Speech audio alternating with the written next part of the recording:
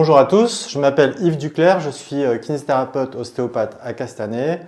Dans la vidéo précédente, nous avions parlé du rachis lombaire, dorso-lombaire. Aujourd'hui, on va monter un peu d'un étage et parler des lésions au niveau du rachis dorsal. Quelles sont les indications? Alors les indications qu'on retrouve souvent au niveau dorsal, c'est des lésions en extension ou en flexion, un peu plus rarement en rotation. Donc aujourd'hui, je vais pratiquer sur un sujet, ce qu'on appelle la dock technique. Alors aujourd'hui, on a un patient qui a un problème, une petite douleur entre les deux omoplates là. Donc on va faire l'examen. Donc tu t'assieds sur la table, mets le front comme ça sur le dos des mains.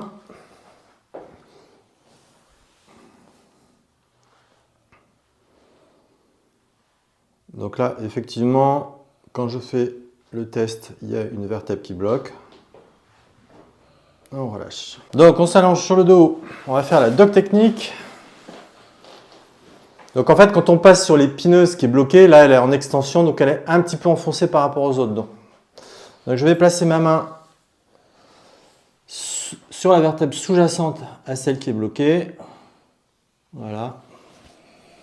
Alors tu inspires, tu souffles. Voilà. Alors les indications lors du swing, si le patient a une vertèbre bloquée en extension, en flexion, en rotation, il va être gêné lors du swing. C'est pour ça qu'il doit aller voir un ostéopathe pour faire la manipulation.